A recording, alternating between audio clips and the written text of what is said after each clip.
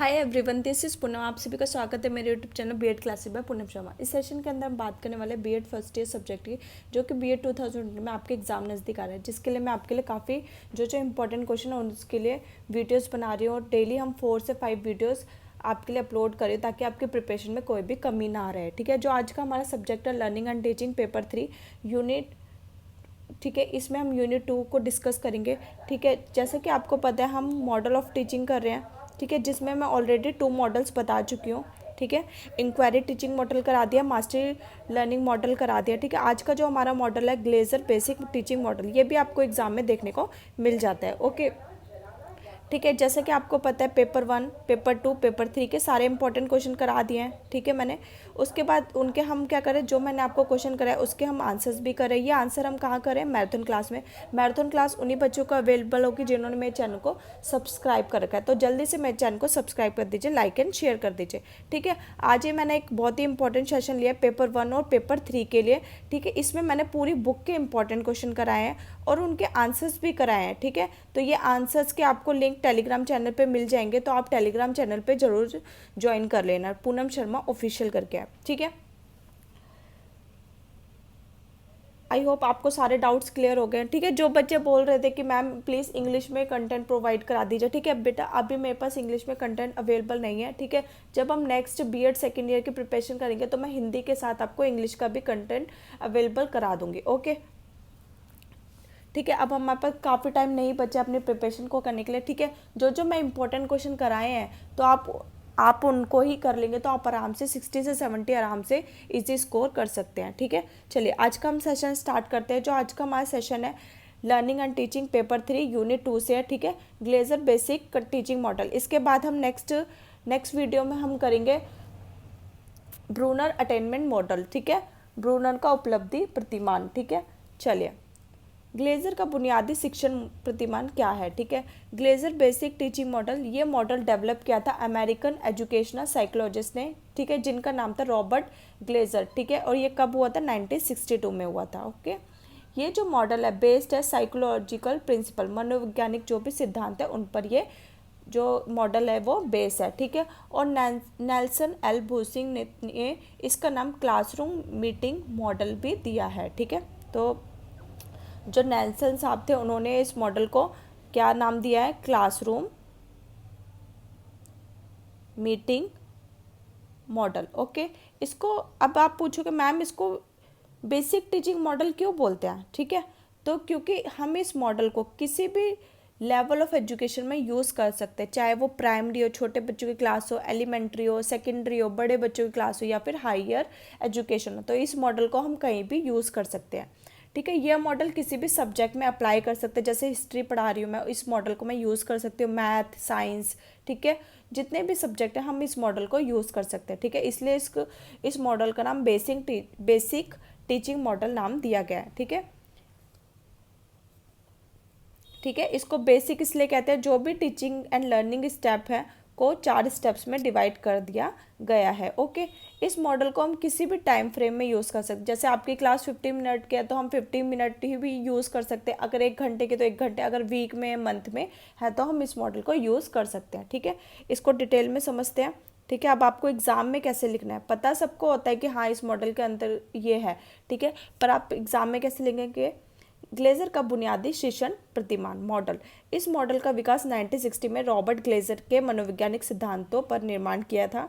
ठीक है, John P डेसिको ने इसे बुनियादी मॉडल माना और इसी मॉडल को कक्षा कक्ष मीटिंग मॉडल के नाम से भी जाना है। ठीक है, क्लासरूम मीटिंग मॉडल का नाम दिया था उन्होंने। यह संपूर्ण अध्ययन प्रक्रिया के उपयुक्त तरीके से स्तर पर लागू करता है। इस मॉडल का उपयोग किसी भी विषय सामग्री मतलब किसी भी सब्जेक्ट में किया जा सकता है, जैसे इंग्लिश, मैथ, विज्ञान आदि।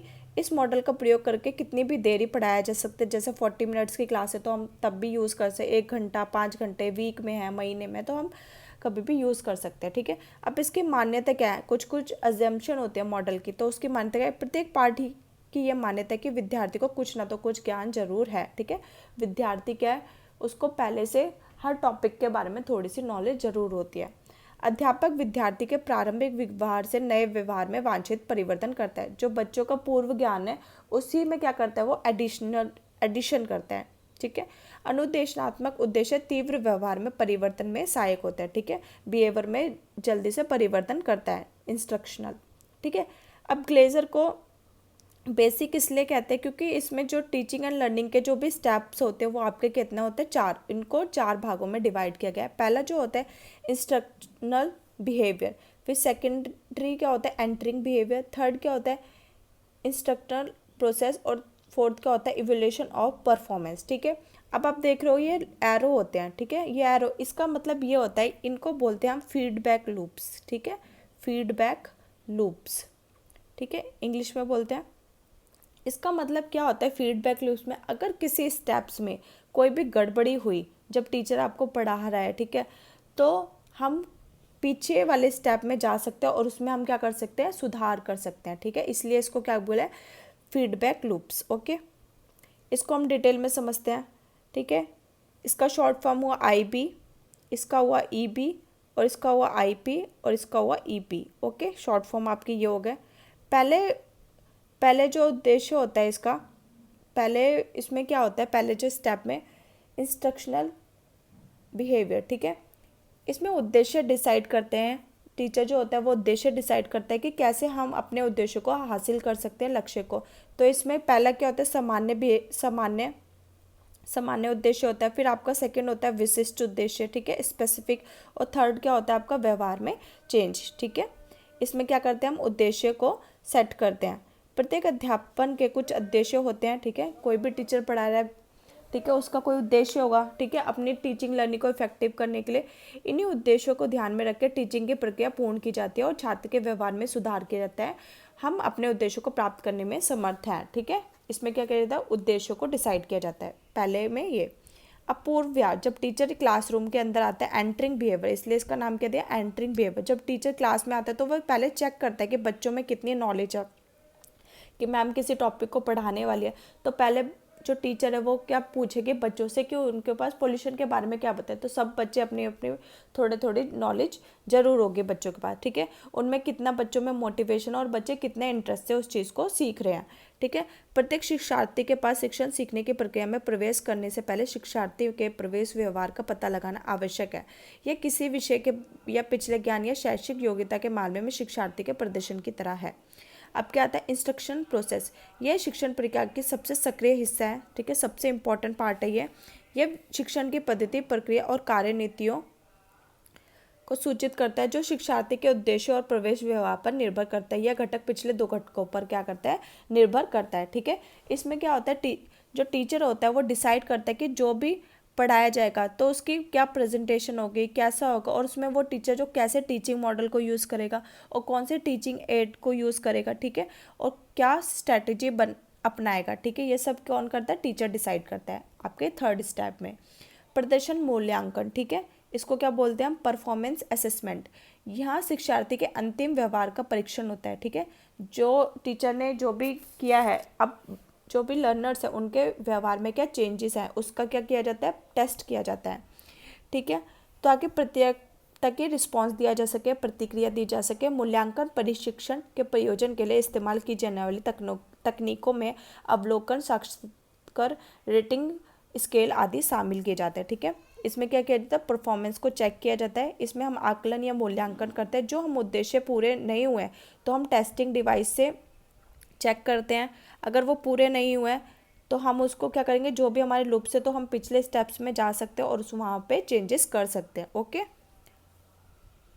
तो ये जो टेस्ट है टीचर कैसे ले सकता है, ओरल में ले सकता है, रिटन में ले सकता है और प्रैक्टिकल में भी ले सकता है, ठीक है। अगर किसी स्टेप में क्या होगी, कमी होगी, तो वो प्रीवियस स्टेप में जाके वहाँ पर चीज़ों को ठीक कर सकता है।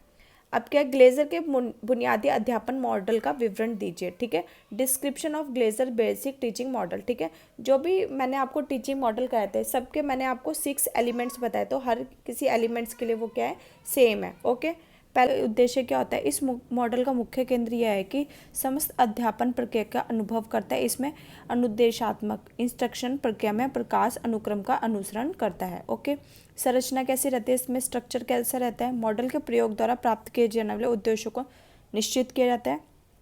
जो भी हमने उद्देश्य सेट किए हैं, ठीक है, उसको निश्चित करते हैं। इसके बाद छात्र की समझ और पृष्ठभूमि प्रदर्शित करने वाले व्यवहार का निर्धारण करते हैं।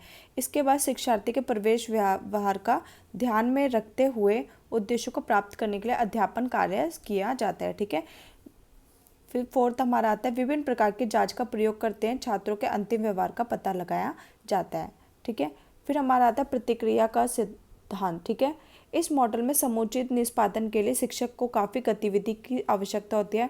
मॉडल को शुरू से अंत तक शिक्षक की सक्रिय भागीदारी की आवश्यकता होती है कि इसमें क्या रहता है, जो टीचर रहता है वो एकदम एक्टिव रहता है। सामाजिक प्रणाली के अंतर्गत क्या आता है, इस शिक्षण मॉडल में अध्यापक और छात्र दोनों ही सभी तरीके से सक्रिय रहना होता है। ठीक है, जो टीचर और स्टूडेंट दोनों ही क्या होते हैं, एक्टिव रहते हैं। दोनों से अधिक अंतक्रिया होती है। यह उनमें सामाजिक कुशलता लाने में सहायता होती है। छात्र आपस में एक दूसरे को समझने में समर्थ होते हैं। सहायक सामग्री मॉडल की सफलता के लिए उपयुक्त किस्म का वातावरण सिद्ध होता है। ठीक है, उद्देश्यों तथा प्रवेश व्यवहार की दृष्टि से इस मॉडल को उपयुक्त व्यूह रचनाएं बनाई जाती हैं। ठीक है, डिफरेंट क्या बनाई जाती है, स्ट्रेटेजी बनाई जाती है। प्रयोग क्या, एप्लीकेशन हर प्रकार की टीचिंग स्थिति में यह मॉडल सहायक होता है और शोध कार्यकर्ताओं के लिए पर्याप्त अवसर प्रदान करता है। वे छात्रों कल्याण की योजना तथा उसे संपन्न करने के लिए योग्य अध्यापन तकनीक का विकास भी किया जाता है। ओके, अब जो इस मॉडल की विशेषता है वो क्या क्या है उसको देख लेते हैं। ग्लेजर का जो बुनियादी शिक्षण प्रतिमान शैक्षिक नियोजन और पाठ्य सामग्री को एक ही सीक्वेंस में व्यवस्थित तरीके से प्रेजेंट करते हैं। इस शिक्षण प्रतिमान के प्रयोग करने से अध्यापक की दक्षता का होना अत्यंत आवश्यक है। अध्यापक के होना चाहिए, हर चीज़ में निपुण होना चाहिए। ठीक है, तो ये बहुत ज़रूरी है।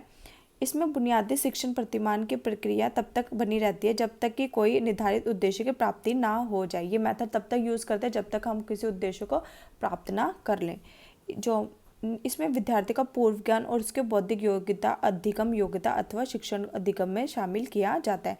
ठीक है, जब भी आप कोई टीचिंग मॉडल का आंसर देते हैं तो उसका कंक्लूजन आपको ज़रूर लिखना है। ठीक है, वो आप अपने अकॉर्डिंग आंसर लिखेंगे। ठीक है, इस मॉडल द्वारा सीखे गए विषय वस्तु संबंधी अनुभव वास्तविक व्यवस्थित और उद्देश्य होते हैं और छात्र और शिक्षक को उचित और वांछनीय अंतक्रिया करने का अवसर प्राप्त होता है। ठीक है, आई होप आपको ये वाला मॉडल अच्छे से समझ आया होगा, ग्लेजर टीचिंग मॉडल।